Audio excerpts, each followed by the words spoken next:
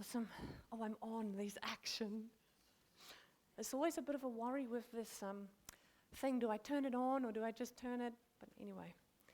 So welcome this morning. We've got some special guests here. They said they've come to see the show. And they're all the way from the Salvation Army. They've not wearing their uniform, so they can blend in this morning. If things don't go too well, they look just like us. But they're very special friends to Hannes and me, because before we came to Oxford, we lived in Winton, and we went to the Salvation Army Church, and they were the officers of the church. So here we'd call them pastors. No one knows what. So this morning, you're pastors. So welcome here this morning. It's just so nice to have someone who was like part of shaping my history with the Lord kind of here, to come and see the good things that God has done in my life. Because 10 years ago, I was kind of quite a different person, and I don't think God has done a lot. Let's just go. He's done a lot. So we're in the book of Acts, and we've been making our way through, and we're all the way into chapter 5. And I've been reading, I thought I'd read the book of Acts just to kind of get into the story. And it's really an awesome book. Like before, I thought that it's a bit of a boring story, because you get to the end where Paul goes through the trials, and it's just like on and on about, he tells the story 10 times, and I thought, oh, no, not the book of Acts. But this time when I've read it, it's like I've read it with new eyes, and I just got a new revelation, because there's so many amazing stories in the book of Acts. Like we read about Peter's shadow, and they laid all the people in the street, and Peter would walk past, and when a shadow fell on them, people were healed. And wow, what an amazing story. I like that one. It's a comfortable story. I read it and I'm encouraged, and I go, yes, that's what we want. And then we read about Paul. He had his handkerchief that would be sent out to the sick people, and if it touched them, they'd be healed. And again, I'm like, I like that story. That's comfortable. I want to be like that.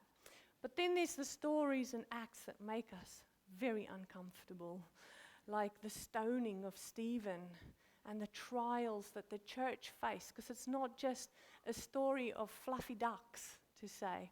It is really a story of the trial and the tribulation that the church went through.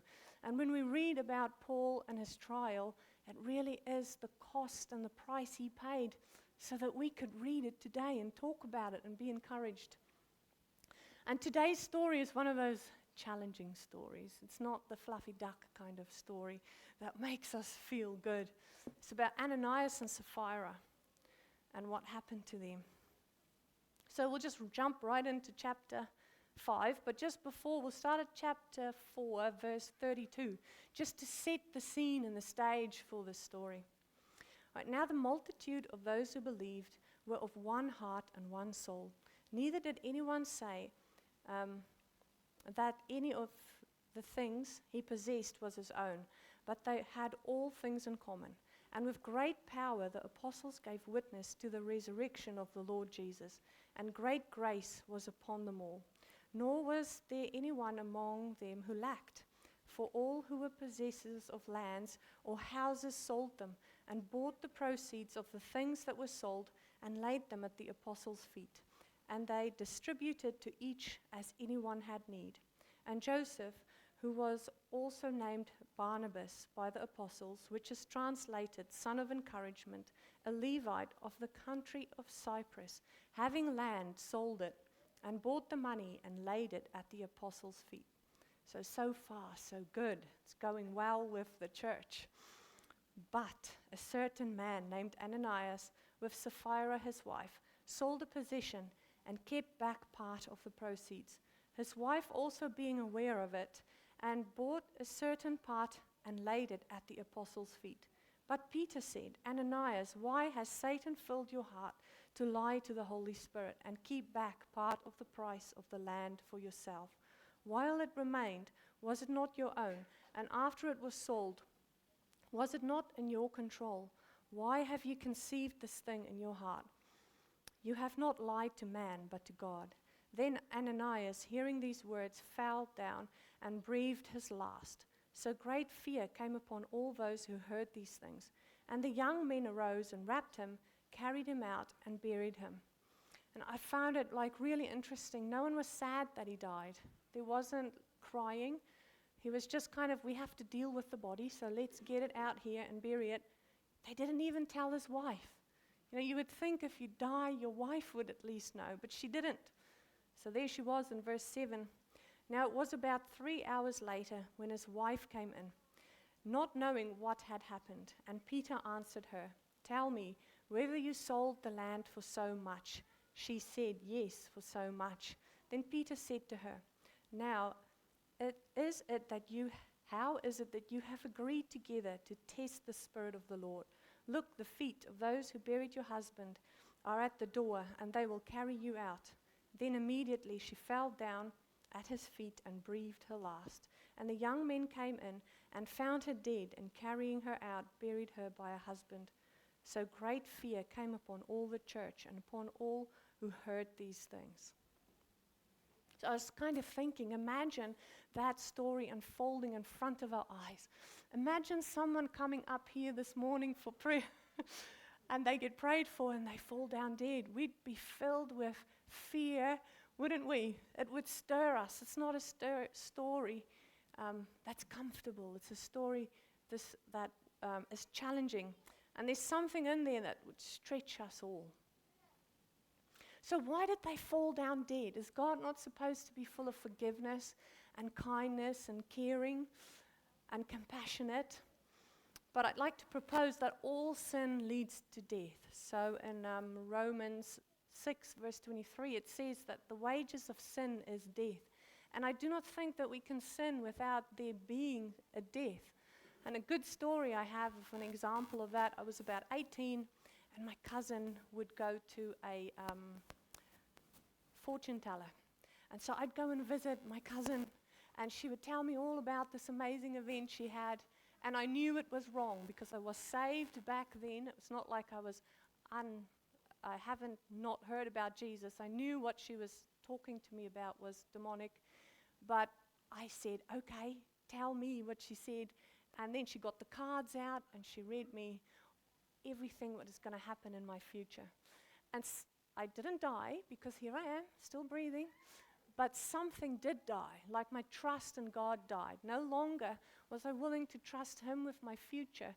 I was investing that into something else, and I made a covenant with death that day.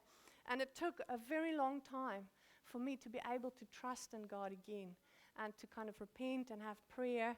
And even today, like sometimes I need to go, no, I'm not putting my trust in that. My trust is in the Lord. So when we sin, death comes. We cannot expect life to come out of doing the wrong thing. So I think that intimacy with God comes at a price. It is not free. And Ananias and Sapphira were not willing to pay the price of intimacy with God. And that is why they kind of came unstuck. Now the best thing that Hannes has ever said to me, like we've been married for 20 years and once he said something really good.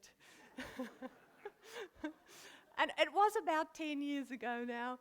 We had 4 young kids, and it was like a really tough time in our life. He was in hospital in that year 3 times, and our oldest had an appendix out, and we were dairy farming, and little children in itself is like 4 of them under 7. It was just a crazy time. And all the right reasons to really go to church, to search God intimately.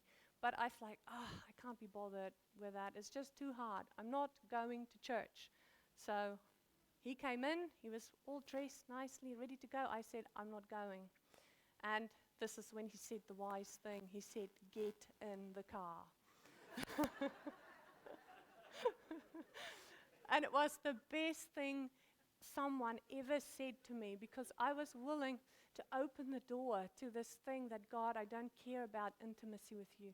I don't care about working at it. It is just too hard. I can't be bothered. And he just slammed that door right shut. And so I got in the car with my attitude. It was really hard shutting the car door because my attitude was so big. But something broke in me, something that I opened the door to.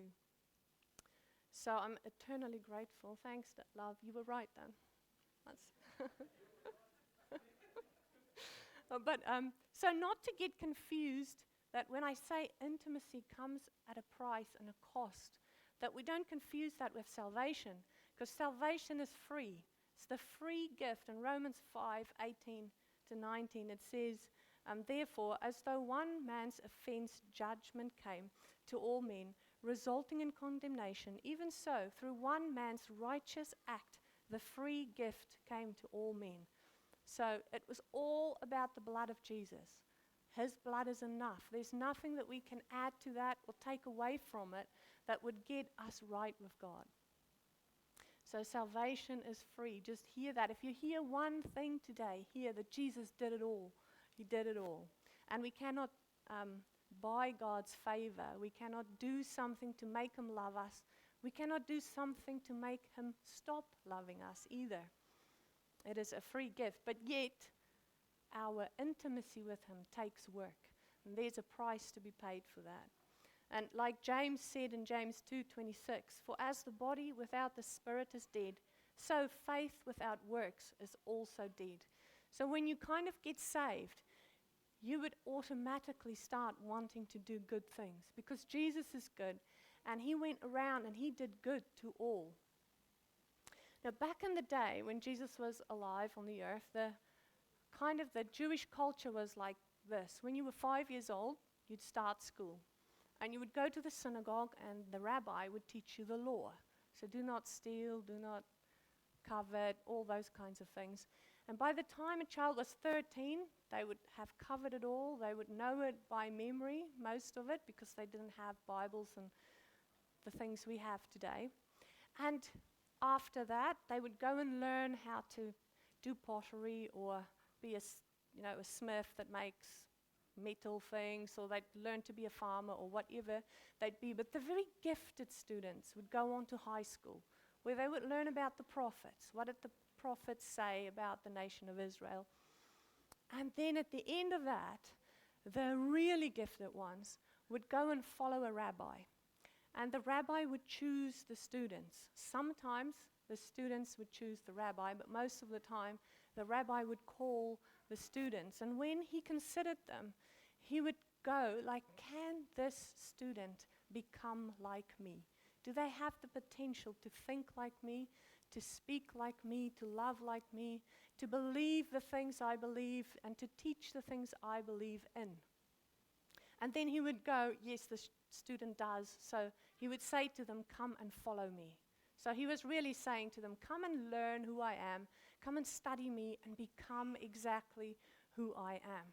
So when Jesus calls the disciples, he called them with, come and follow me. He said, come and be who I am. Come and study me intimately and imitate me. Love like I love. Say what you hear me say. Give like I give. Bless like I give. Forgive like I forgive. And we've all heard those words, follow me. Like, we're not in the Bible, we're not the disciples' time, but no one comes to God by themselves. Like John 6:44 says, no one can come to me unless the Father who sent me draws him. So we all heard those words of Jesus say, come and follow me. We all heard, come and study me intimately. Come and walk with me. Come and listen to my words and imitate them. Become like me. And the Greek word for follow in the Bible, I looked this up in the concordance so I can look like I'm smart when I can quote the Greek things. But the word means to be in the same way, to accompany, to have union or likeness with someone, or to be going in the same way. And it's used 77 times out of 92 times in the connection of following Jesus. And so what is intimacy?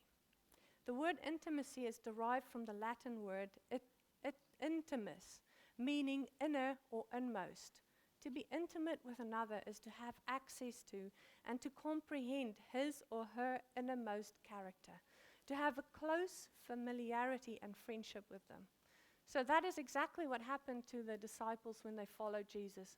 They learned who he was intimately. They were close to him. They studied his innermost character.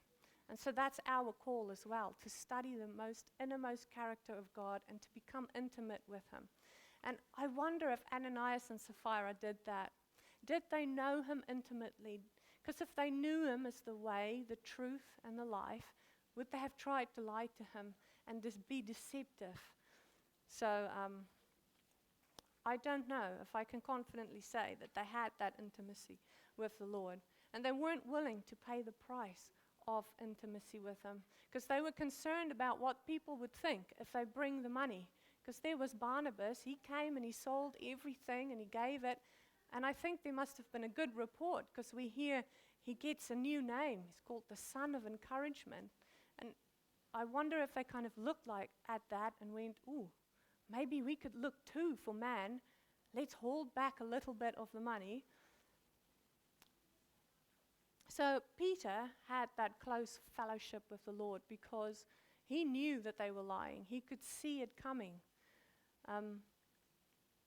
So why can we say that Ananias and Sapphira missed it? What happened that we can learn from to go, ooh, okay. But I believe it's in verse 9 when they say, why have you agreed together to test the Spirit of the Lord? So they were in agreement and they were in deception. It's like I think of one of them could have said, no, that's not a good idea. But the power of agreement and unity is kind of very big. And then also the power of deception. It's huge. So I want to try and paint a picture for you of what deception can look like when it gets out of hand. And the biggest deception I could think of is Satan's deception. When he says in Isaiah 14, verse 12 to 14. I'll just read verse 14. Because he said, I will ascend above the heights of the clouds. I will be like the Most High. So he was deceived and he thought he could elevate himself above who God was. But God said, no, you can't. And Jesus said that he saw Satan fall from heaven like lightning. But he didn't fall by himself. He took a third of the angels with him. That's kind of the size of deception and how big it became. And we read that in Revelation 12 about the dragon falling from heaven, and he takes a third of the stars with his tail. So if there was 100 people of us here today, that would be 33 people. If there's 1,000, that would be 333. But we know that there's way more than just 1,000 angels because we read it when John is standing in front of the throne in Revelation 5:11. He says, I looked and I heard the voices of myriads of angels in circles around the throne, as well as the voices of the living creatures and the elders, myriads and myriads. So that's like millions and millions of angels that he saw around the throne. So to put that kind of in scope for us of something we can relate to, it's about 8 billion people on the planet Earth today. And if each person only has one guardian angel, some of us might need 2 or 3. The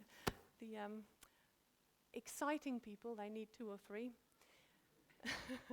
But let's just go, for the math's sake, 1 for each person. That's 8 billion angels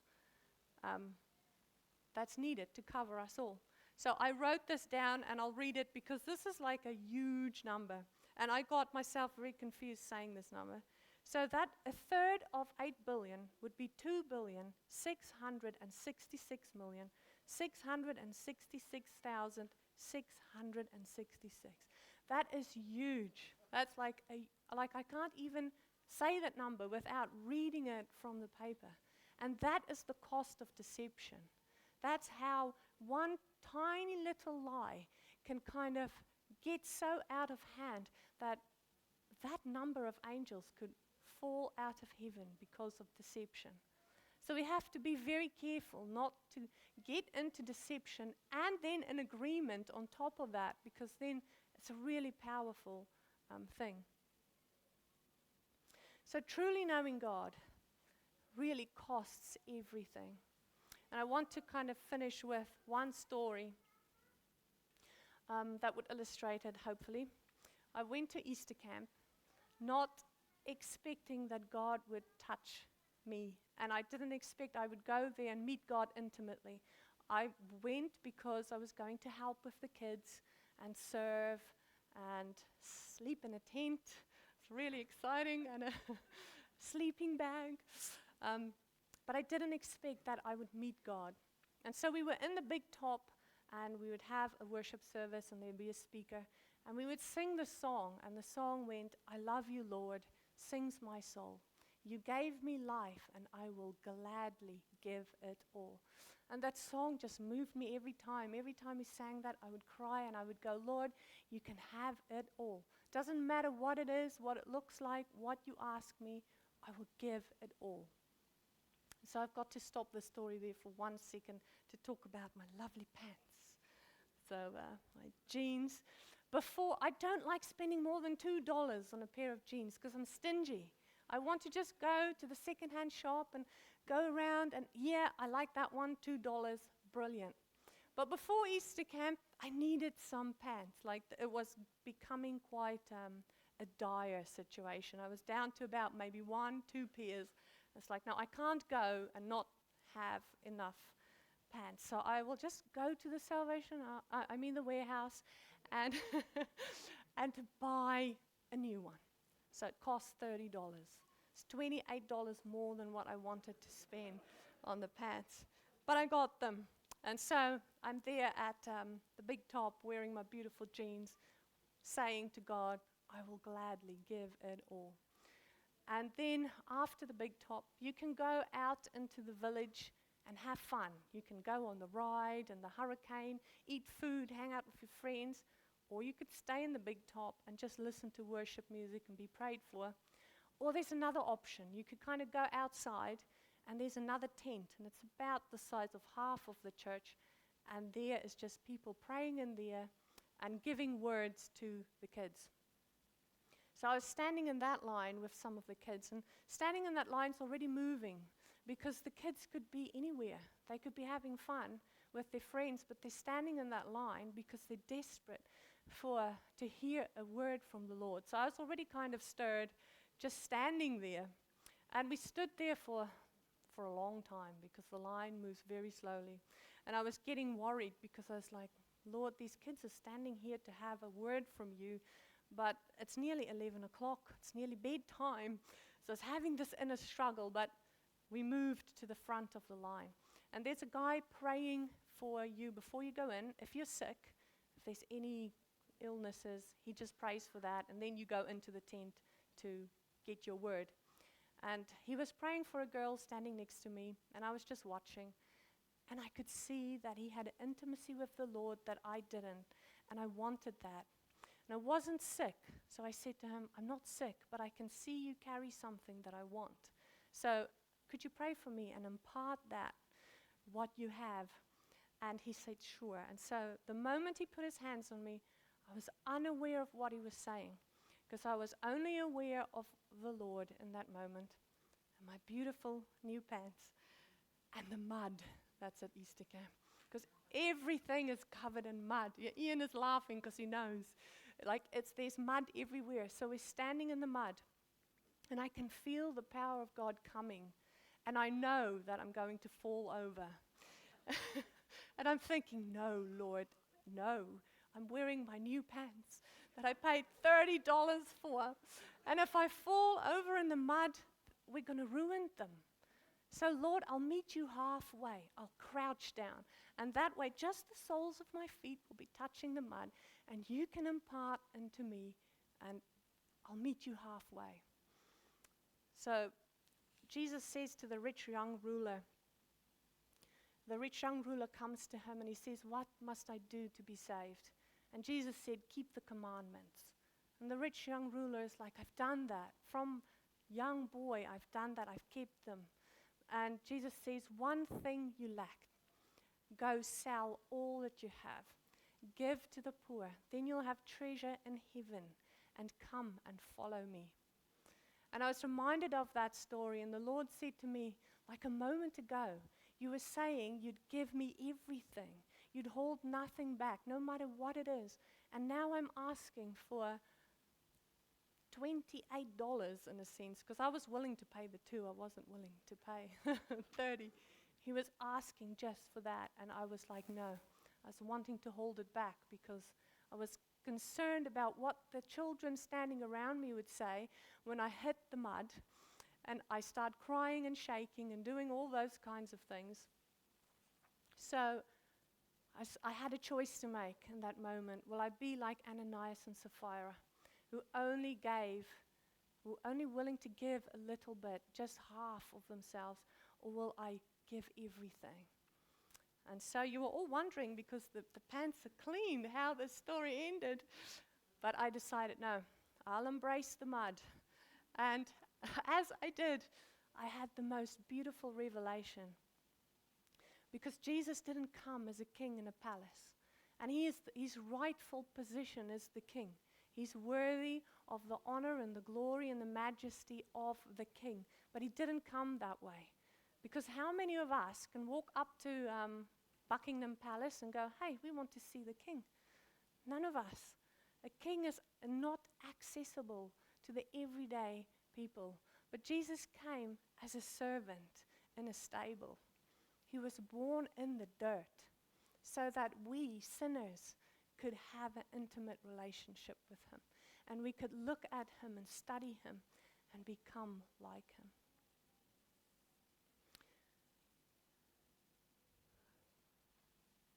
Do you have anything you want to add? So if you're here this morning, let's get the worship team. Let them come save me. We'll invite the worship team back up. So if any of those words that were given this morning kind of witnessed with you, please come up and we'd love to pray for you. Or if you're sick, any sickness, or any concerns that you have, come. But if you just want to say to the Lord this morning, I want to follow you again. Lord, I want to give you everything. Then come up. We'd love to pray for you.